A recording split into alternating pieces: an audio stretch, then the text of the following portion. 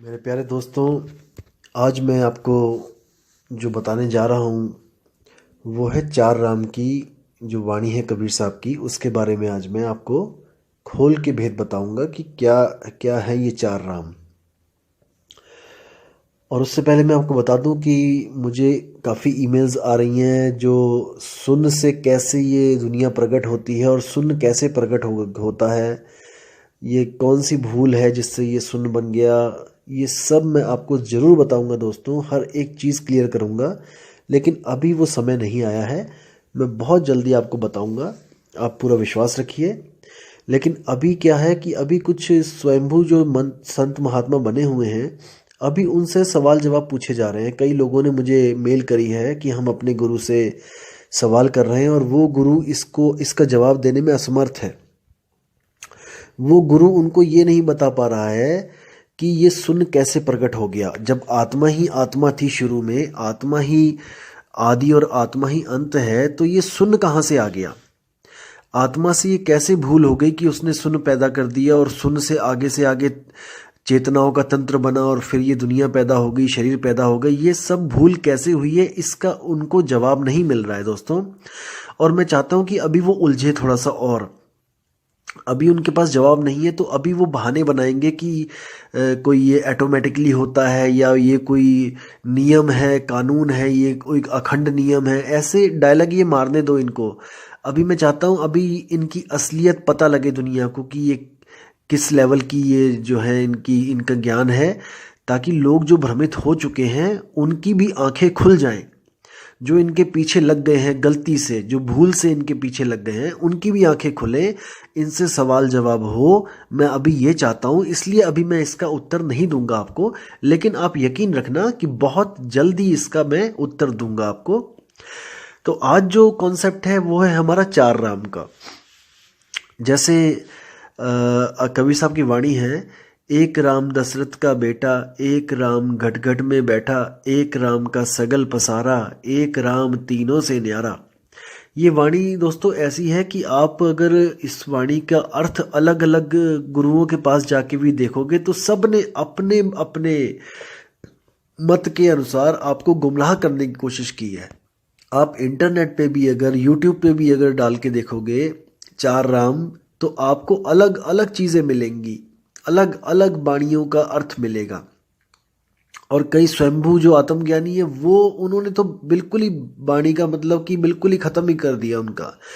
इतना मनमुखी, इतना मनगढ़ंत जो अर्थ किया है कि लहरा बदना पंजाबी में कहते हैं कि भगवान ही रखवाला है उनका। तो कि वो क्या कर रहे हैं समाज के साथ, भक्तों के साथ क्या कर रहे हैं। तो आज मैं आपको हर चीज़ क्लियर करूंगा कि आखिर ये चार राम की कहानी है क्या। तो दोस्तों वाणी ऐसे है कि एक राम दशरथ का बेटा, यानी कि जो पहला राम है वो है शरीर।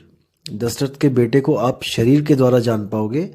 जैसे धनुष बाण उठा रखे हैं उन्होंने कंधे पे, पीले वस्त्र धारण कर रखे हैं, बड़ी जटाएं जो हैं, जूड़ा बना रखा है, और जो है अपना तिलक लगा के अपना धोती पहन रखी है। तो वो है एक राम, फर्स्ट राम जो दशरथ का बेटा है। और जो दूसरा राम है वो है घट घट में बैठा। जो दूसरा राम है वो है आत्म राम, जो सुरती के साथ, सुरती के रूप में हर घट में विराजमान है, जिसकी वजह से हर घट चल रहा है।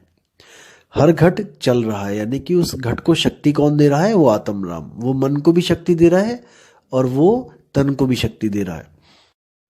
एक राम का सगल पसारा। ये जो तीसरा राम है ये कौन है? इसी को हम मन राम कहते हैं, इसी को हम ब्रह्म राम कहते हैं, इसी को हम निरंजन राम कहते हैं, जिसका ये सकल पसारा है। सकल यानी कि सारी सृष्टि जितनी भी है, जितने भी अनंत लाख लोक, अनंत करोड़ों जो लोक हैं, जितने भी लोक हैं, वो सब इसी का पसारा है। यही वो मन है जो सूक्ष्म से सूक्ष्म भी है और विराट से विराट भी है। तो इसी जो तीसरे राम का सकल पसारा है, इसी को हम कहते हैं ब्रह्म। सुन, हर जगह ये, हर लोक में आपको ये मिलेगा। ऐसा कोई लोक नहीं जहां पे ये आपको नहीं मिलेगा, क्योंकि सारे शरीर और सारे लोक इसी के द्वारा प्रकट हुए हैं और यही इन सब लोकों का राजा है।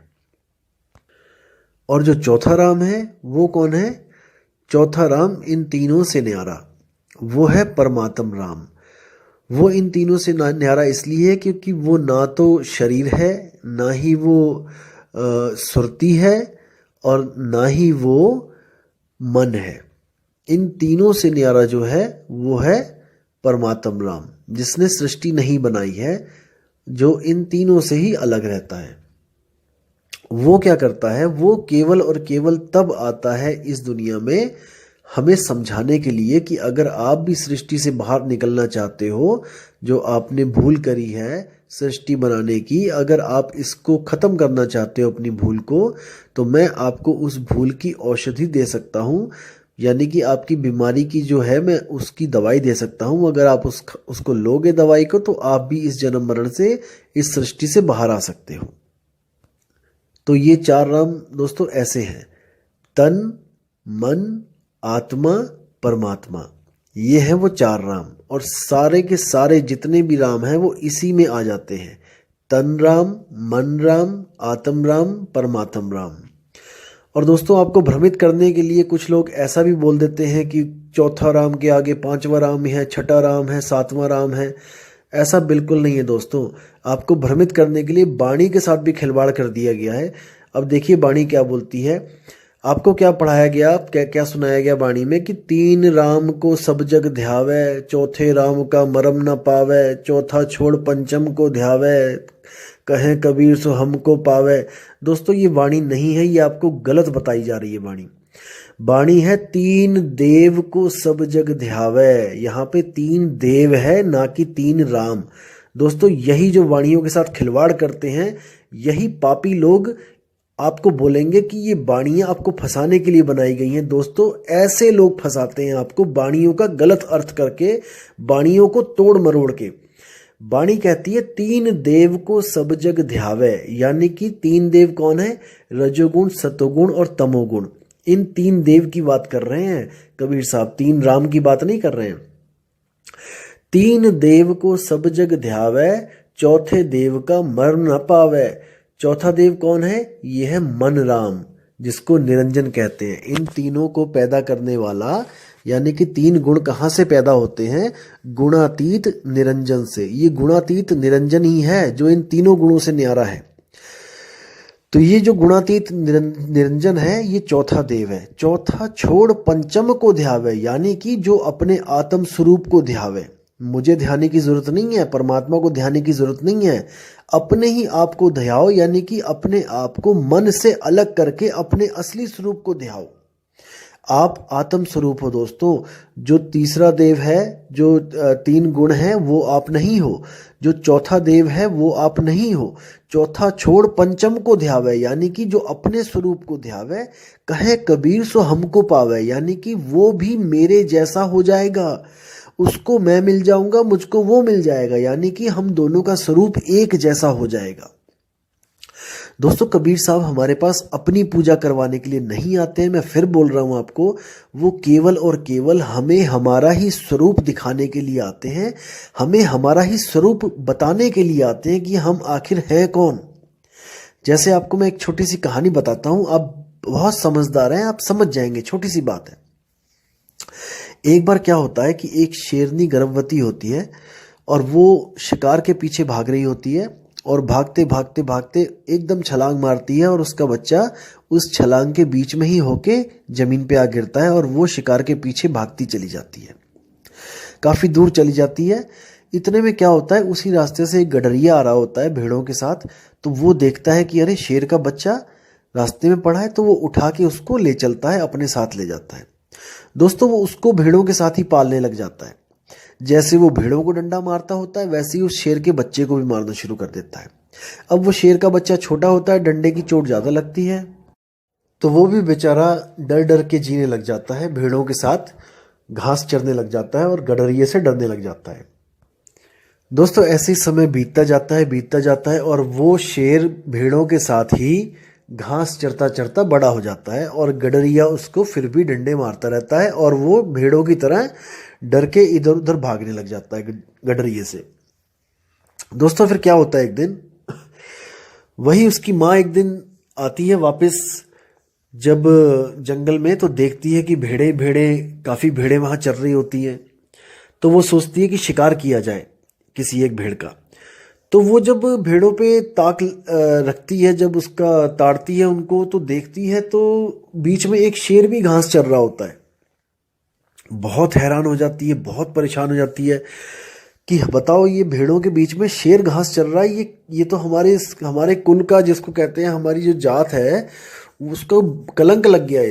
ये तो हमें बदनाम करवा दिया इसने, कि बताओ शेर भी भेड़ों के बीच में घास चल रहा है। तो वो बहुत ही ज़्यादा उग्र होकर दहाड़ मारकर उन पे झपट्टा मारती है। सब भेड़ें तितर बितर हो जाती हैं, गडरिया भाग जाता है और वो भेड़ों को ना पकड़ के उस शेर को दबोचती है और शेर को दबोच के कहती है कि तू इन भेड़ों के साथ क्या कर रहा है।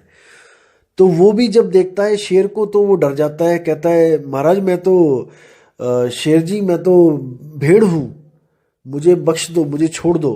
तो वो कहती है तू भेड़ नहीं है, तू शेर है। तो वो कहता है नहीं नहीं, मैं भेड़ हूँ, मैं तो घास खाने वाला भेड़ हूँ। वो कहती है तू ऐसे नहीं मानेगा। तो वो उसको लेके जाती है नदी के किनारे। तो उसमें वो कहती है उसको, अपनी शक्ल देख, इस पानी में अपनी शक्ल देख। तो जैसे आपको पता है कि बिल्ली हो गई, शेर हो गए, ये सब पानी पीते हुए हमेशा आंखें बंद कर लेते हैं, इसलिए इनको कभी भी अपने स्वरूप का ज्ञान नहीं हो पाता है। तो शेर जैसे ही देखता है पानी में, तो उसको शेर का चेहरा दिखाई देता है। तो वो कहता है कि शेर जी ये तो आप हो, आपका चेहरा दिखाई दे रहा है इसमें, क्योंकि उसने अपना चेहरा तो देखा नहीं होता कभी। तो वो कहती है ये तेरा चेहरा है। वो कहता नहीं नहीं, ये आपके जैसा लग रहा है, आप बिल्कुल आपके जैसा है, ये आप हो। वो कहती है अच्छा।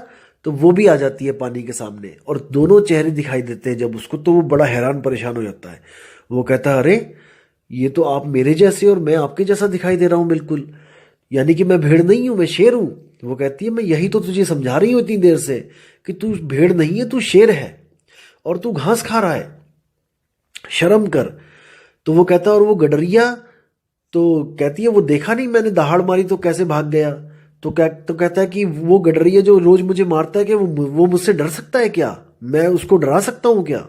वो कहती तू बिल्कुल डरा सकता है, लेकिन तुझे अपना मूल शब्द याद करना पड़ेगा, मैं तुझे वो मूल शब्द देती हूँ। तो वो उसको दहाड़ना सिखाती है, क्योंकि वो मिमियाता होता था आज तक, दहाड़ना तो वो किसी ने सिखाया ही नहीं उसको दहाड़ना। तो जब वो उसको दहाड़ना सिखाती है तब वो भी दहाड़ने लग जाता है, और जब वो दहाड़ता है तो उसको एक अलग अनुभूति होती है कि मैं असल में एक शेर हूं।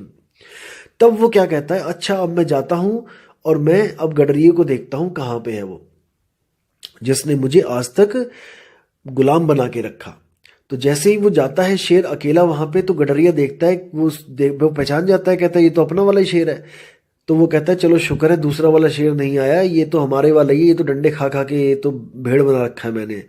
तो जैसे ही वो जाता है वहां पर, तो गडरिया फिर डंडा लेके आके उसको काबू में करने के लिए आता है। जैसे ही तो वो एक दहाड़ मारता है, तो गडरिया दहाड़ सुनते ही फिर से दोबारा भागने लग जाता है और क्या बोलता है कि अरे बाप रे, इसने अपने स्वरूप को प्राप्त कर लिया है, ये जान चुका है कि ये शेर है, अब मेरी दाल इसके आगे नहीं गलेगी, अब इस पे मेरा जोर नहीं चलेगा, क्योंकि इसने अपने खोए हुए स्वरूप को प्राप्त कर लिया है। दोस्तों बिल्कुल यही वो कहानी है जो हमारे साथ बीती जा रही है। हम असल में शेर हैं, लेकिन हम भेड़ों के साथ रहते हैं, और हम इंद्री रूपी भेड़ों के साथ रह रहे हैं, और घास रूपी हम जो है विषय खा रहे हैं, विषयों को हम भोग रहे हैं घास रूपी। असल में हमारा जो आहार है वो हमारा कुछ और है, हमारा स्वरूप है वो हमारा कुछ और है, हमारी जो जात है वो हमारी कुछ और है। हम इन नकली जात पात में, इन नकली इंद्रियों के सुखों में हम भटक रहे हैं। असल में हमारा स्वरूप शब्द स्वरूपी है, यानी कि हम आत्म स्वरूपी हैं, लेकिन हम गलती से अपने आप को मन समझ रहे हैं। वो गडरिया ही मन है जो आत्मा रूपी इस शेर को, जिसने भेड़ बना के रखा हुआ है। जब हम अपने स्वरूप को प्राप्त कर लेते हैं तो ये गडरिया हमसे आगे आगे भागा फिरता है, हमें सलाम ठोकता है। जैसे कबीर साहब ने कहा है कि जब कोई भी जीव को सतनाम मिल जाएगा तो काल माथा नवाएगा। जही विधि सार शब्द गहे हाथा, तही विधि काल नवावे माथा। यानी कि ये मन आपको तब तक डरा सकता है जब तक आपको अपना निज स्वरूप प्राप्त नहीं हो गया। जिस दिन आपको अपना निज स्वरूप प्राप्त हो गया, ये मन आपसे डरता फिरेगा, आपसे आपके आगे आगे भागा फिरेगा, आपके आगे ये सिर नहीं उठा पाएगा। और अंत समय में आप इसको ऐसे छोड़ के चले जाओगे जैसे केचुली को सांप छोड़ के चला जाता है। यानी वो यहीं पे मृत हो जाएगा, मर जाएगा, खत्म हो जाएगा। उसकी कहानी यहीं पे खत्म हो जाएगी। जैसे इसको शुरू किया था वैसे ही इसको मार दिया जाएगा। और याद रखना दोस्तों, जो कई बारी सवाल जो आ रहा है कि चेतना और जो एनर्जी है उसमें क्या फ़र्क है, जैसे मशीनों में एनर्जी होती है, तो गलती से आप लोग इसको चेतना समझ रहे हो। दोस्तों, चेतना अलग चीज़ होती है और एनर्जी अलग चीज़ होती है। इलेक्ट्रॉन प्रोटॉन की जो एनर्जी है वो अलग चीज़ है। वो मैकेनिकल और केमिकल एनर्जी है वो अलग है। इलेक्ट्रॉनिक एनर्जी वो अलग है। जो हमारी चेतना है वो अलग है। जो इलेक्ट्रॉनिक और मैकेनिकल एनर्जी है ये जीवित नहीं है, और जो हमारी चेतना है वो जीवित है। इलेक्ट्रॉनिकल एनर्जी आप कितनी भी यूज़ कर लो, आप इस मुर्दा शरीर को चला नहीं सकते। इतना समझो, मुर्दा शरीर में भी इलेक्ट्रॉन और प्रोटॉन है, क्योंकि ये कण कण से बना है और हर कण में इलेक्ट्रॉन प्रोटॉन न्यूट्रॉन शामिल है। लेकिन ये मुर्दे को उठा नहीं सकते, एनर्जी भरपूर होती हुई भी। इस मुर्दे को उठाने के लिए चेतना की जरूरत पड़ती है। आप चेतना और एनर्जी को मिस इंटरप्रिएट कर रहे हैं। दोस्तों, इलेक्ट्रॉनिक की जो एनर्जी है वो चेतन नहीं है, वो चेतन नहीं है। जैसे आपने मान के चलो कि गली में 4 कुत्ते हैं और आपने एक रोबोट छोड़ दिया वहाँ पे कुत्तों के बीच में, तो कुत्ते उसको जितना मर्जी काटेंगे, उसको कोई दुख नहीं होगा, दर्द नहीं होगा, और वो दोबारा अगर आप उसी गली में उस रोबोट को छोड़ोगे तो वो फिर चला जाएगा उन्हीं कुत्तों के बीच में। जबकि एक इंसान की जो चेतना होती है वो रोबोट की चेतना से बिल्कुल अलग होती है, चाहे कितने भी सेंसर क्यों ना लगे हो रोबोट में। इंसान का क्या है, इंसान में जो चेतना होती है, जो आत्मा की वजह से है, वो उसको अगर उसको पता लग जाए कि इस गली में 4 कुत्ते हैं, जाके जैसे एक बार कुत्तों ने काट लिया उसको, तो दूसरी बार उसकी हिम्मत नहीं पड़ेगी वहां जाने की। ये होती है चेतना, यानी कि चेत जाना। एक मशीन नहीं चेत सकती है, ये इंसान चेतता है। इंसान की जो चेतना होती है वो इससे खबरदार करती है, और जिस गली में उसके साथ ऐसा हो गया होता, अगली बार वहां जाने की हिम्मत भी नहीं करती है। और कई लोग कहते हैं कि अगर ऐसी मुक्ति मिली हमें कि हमने शब्द को प्राप्त कर लिया, तो क्या गारंटी है कि दोबारा नहीं आएंगे। दोस्तों, यही गारंटी है, क्योंकि वो चेतना कोई इलेक्ट्रॉनिक चेतना नहीं है, वो जीवित चेतना है। वो कभी भी किसी चीज को भूलती नहीं है। बस क्या है कि जैसे ही उसको पता लगेगा कि मैं अब यहां से मुक्त हो गई हूं और मैं अब जन्म मरण से मुक्त हो चुकी हूं, दोबारा कभी वो गलती करने की हिम्मत भी नहीं करेगी। ये उसमें खासियत है कि दूध का जला छाछ भी फूक फूक के पीता है। इसी तरह वो चेतना को भी हमेशा चेतन रहेगी कि मुझसे एक बार गलती हुई थी, मैंने अब दोबारा ये गलती कभी नहीं करनी है। एक बार तो बड़ी मुश्किल से जान छूटी है मेरी। दोस्तों, वो गलती से भी कभी दोबारा इस ब्रह्म को पैदा करने की गलती नहीं करेगी। ये लिख के ले लो, गारंटेड है। क्या कुछ नहीं कर रहे हैं हम मुक्ति के लिए, और अगर हमें मुक्ति मिल जाए तो हम दोबारा क्या इस जेल में आएंगे। एक तोता आपने देखा होगा, बहुत चूरी खाता है, पिंजड़े में बैठ के सब कुछ खाता है जो आप देते हो, लेकिन अगर एक बार उड़ जाए दोस्तों, दोबारा कभी उस पिंजड़े में नहीं आता। आप कितनी भी चूरी डाल डाल के रख लेना वहां पे, याद रखना इस बात को। एक बार जो तोता उड़ गया वो वापस कभी नहीं आता है, क्योंकि उसको पता होता है कि मैंने कैसे जेल में दिन काटे हैं। यही चेतना होती है दोस्तों, इसी को चेतना कहते हैं। इसी को कबीर साहब कहते हैं, नलनी के सुगना तोहे कौन पकड़ी, कि हे नलनी के सुगना तुझे कौन पकड़ेगा, तू तो खुद गुलाम हुआ पड़ा है यहाँ पे, आजा तुझे मैं रास्ता बताता हूँ निकलने का। और ऐसा निकलना कि दोबारा गलती से भी पीछे की तरफ मत देखना। तो दोस्तों, ये वो बात है, ये जो वो ज्ञान है जो एक आम आदमी किसी को नहीं दे सकता। ये जो ज्ञान है वो परमपिता परमात्मा ही देता है, गुरु रूप में आके देता है, पुरुष रूप में आके देता है। लेकिन वो कभी अपनी पूजा नहीं करवाता, वो आपको आपका ही स्वरूप लखाता है। एक छुड़ाए एक लखाए। आपसे क्या क्या छुड़वा देगी, जितनी भी जड़ वस्तुएं हैं वो आपसे छुड़वा देगा, जिसमें मन भी आता है, तन भी आता है। मन भी जड़ है तन भी जड़ है, मन ही तन है तन ही मन है, दुविधा में हैरान। कबीर साहब की वाणी है कि मन ही तन है। कैसे है? अगर आपका मन खुश है तो आपका तन भी खुशी खुशी, आपको चेहरा खिला खिला दिखाई देगा। अगर आपका मन दुखी है तो आपका चेहरा भी मुरझाया मुरझाया दिखाई देगा। यानी कि ये दोनों एक दूसरे के प्रतिबिंब हैं, एक ही सिक्के के दो पहलू हैं ये मन और तन, और इसी में सारी दुनिया उलझी हुई है। तो कबीर साहब मन को और तन को दोनों को छोड़ने के लिए कहते हैं कि मन को भी छोड़ दे, तन को भी छोड़ दे, फिर क्या बचा?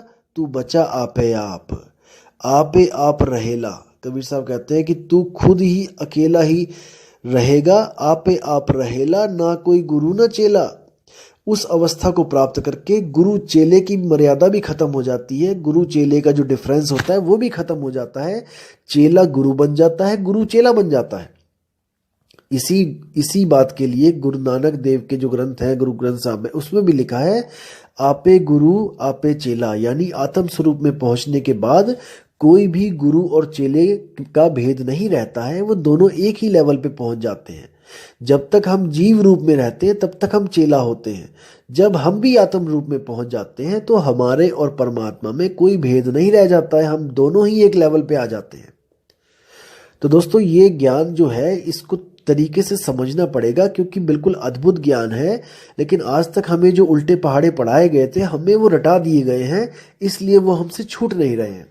लेकिन आप एक सिरे से अगर शुरुआत करोगे तो आपको हर चीज बिल्कुल सीधी सीधी दिखाई देगी, बिल्कुल साफ साफ दिखाई देगी, और रास्ता बिल्कुल सीधा दिखाई देगा।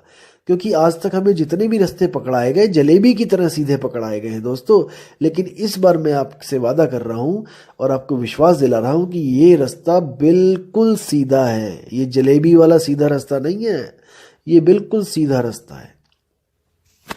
तो दोस्तों विदा चाहूंगा आपसे, और अगली बार आपको मैं और भी अच्छे जो हैं कबीर साहब की वाणियाँ जो बहुत ही ज्ञानवर्धक, बहुत ही ज़्यादा साफ से रास्ता बताने वाली हैं वो लेके आऊँगा, और आपके जो विवेक है उसमें वृद्धि करूँगा।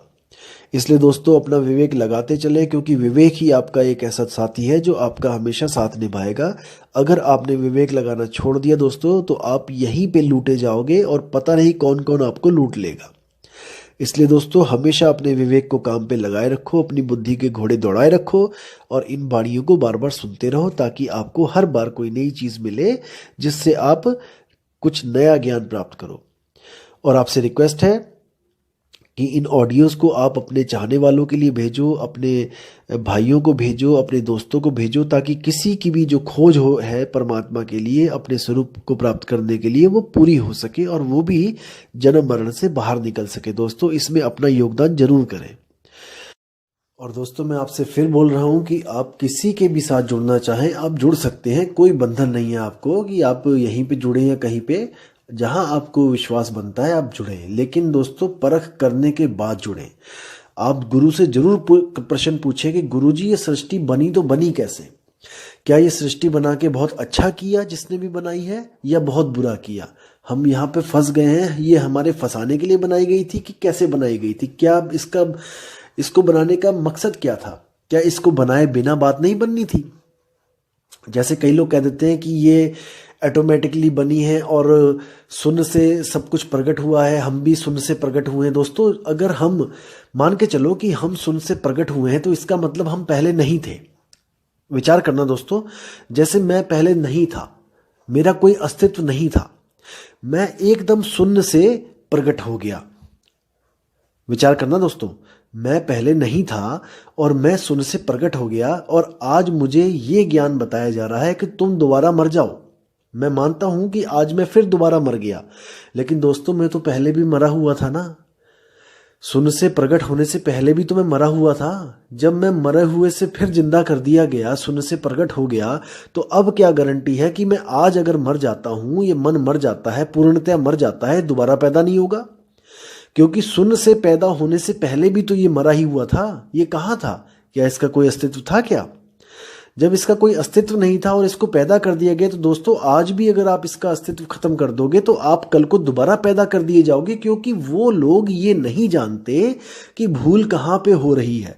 ये उस भूल को तो प्रकृति का नियम बताते हैं, ये उस भूल को तो अखंड नियम बताते हैं, क्योंकि इनके पास जवाब नहीं है, इनको पता ही नहीं है कि भूल सुधारी कैसे जाए।